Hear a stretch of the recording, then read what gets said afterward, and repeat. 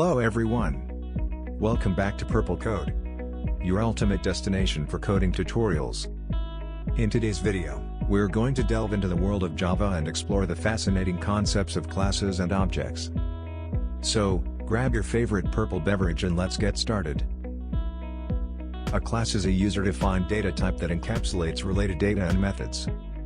It acts as a blueprint, providing a structure for objects. Classes define the attributes, data, and behaviors. An object is an instance of a class. It is created using the blueprint provided by the class.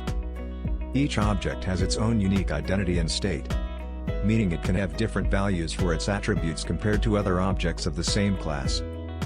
Objects can interact with each other by invoking methods and accessing attributes defined in their class. Let's see an example.